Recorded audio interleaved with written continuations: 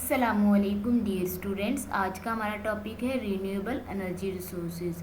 Renewable energy resources वो resources होते हैं जिन्हें हम बार बार इस्तेमाल करते हैं और वो ख़त्म नहीं होते, like sunlight, water and wind. Because fossil fuels will eventually run out, क्योंकि फॉसिल फ्यूल्स आखिरकार ख़त्म हो जाएंगे। Scientist are developing another ways of generating electricity और एनर्जी। इसलिए साइंटिस्ट एनर्जी जनरेट करने के लिए दूसरे तरीके डिवेल्प करते हैं। Energy resources that do not use fuels taken from the earth. वो एनर्जी रिसोर्सेज जो अर्थ से आने वाले फ्यूल्स को इस्तेमाल नहीं करते are called alternative energy resources. उन्हें हम ऑल्टरनेटिव एनर्जी रिसोर्सेज कहते हैं। They use natural resources. ये नेचुरल रिसोर्सेज को यूज़ करते हैं, सच एज सन, जैसा कि सन, टाइडल्स कहते हैं वाटर की वेव्स को, एंड विंड और मूविंग एयर को। These are called renewable energy resources. और इन्हें हम क्या कहते हैं? Renewable energy resources, because they will be able to supply energy for millions of year, क्योंकि ये मिलियंस ऑफ ईयर तक हमें एनर्जी सप्लाई कर सकते हैं। Wind power. Wind turbines can be use to drive electric generators. Wind turbines electric generators को चलाने के लिए इस्तेमाल की जाती हैं। However storing the energy is not easy. ताहम एनर्जी को स्टोर करना आसान नहीं है। And electricity is only produced when the turbines are rotating. और इलेक्ट्रिसिटी सिर्फ उस वक्त ही पैदा होती है जब टर्बाइन रोटेट करती है। Large wind farms mean large number of wind turbines in one place can be built in windy locations। ये तामीर की जाती हैं windy locations पर on land and out at the sea। Land पर, ज़मीन पर और समुंदर के बाहर। The electricity can then be fed to homes और to industries। और फिर इलेक्ट्रिसिटी घरों में और इंडस्ट्रीज़ को दी जा सकती है।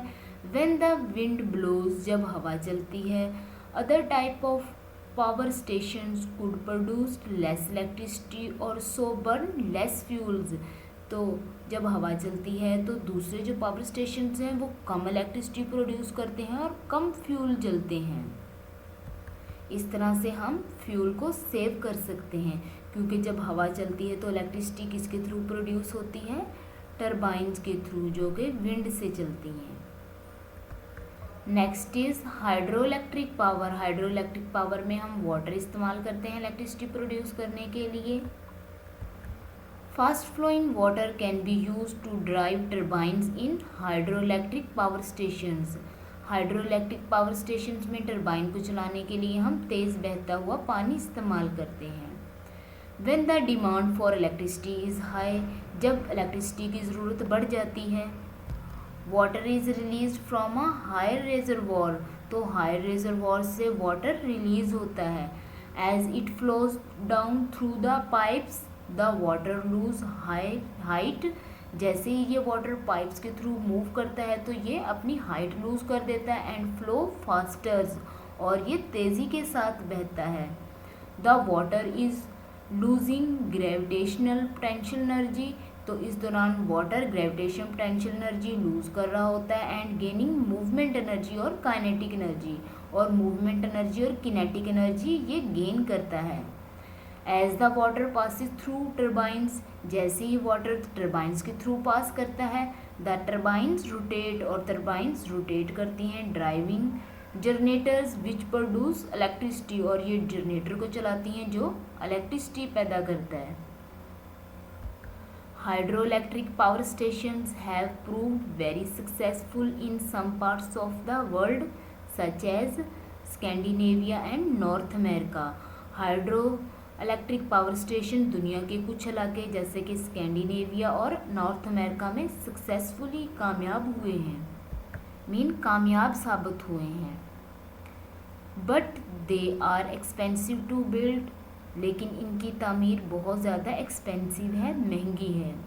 It is often necessary to change the surrounding countryside by building dams and diverting rivers. ये ज़रूरी है कि हम करीबी देहाती इलाकों को चेंज करें, उनमें डैम तामीर करवा कर और दरियाओं का रुख चेंज करके। दिस में flood land farmland and people may have to be moved from their homes। इस तरह करने से जो ज़मीन के खेत वाले इलाके हैं वहाँ सैलाब आ सकता है और लोगों को अपने घरों से मुंतकिल होना पड़ सकता है। नाउ लुक हियर, ये हमारे पास वाटर है जो बहुत तेज़ी के साथ फ्लो करता हुआ टरबाइन में से गुजरता है। जब वाटर टरबाइन में से गुजरता है तो टरबाइन मूव करती है, ये जनरेटर चलाती है और जनरेटर के चलने से इलेक्ट्रिसिटी प्रोड्यूस होती है जो ट्रांसफार्मर और पाइलन के थ्रू घरों में और इंडस्ट्रियों को भेज दी जाती है। नाउ स्काई स्क्रैपर्स की तरह ऊंचे विंडमिल तामीर करने के मंसूबे बनाए गए हैं विद 50 मीटर लॉन्ग ब्लेड्स, जिनके अंदर 50 मीटर लॉन्ग ब्लेड्स लगाए गए हैं। ये विंडमिल्स के ब्लेड हैं। Thank you so much. अल्लाह हाफिज़।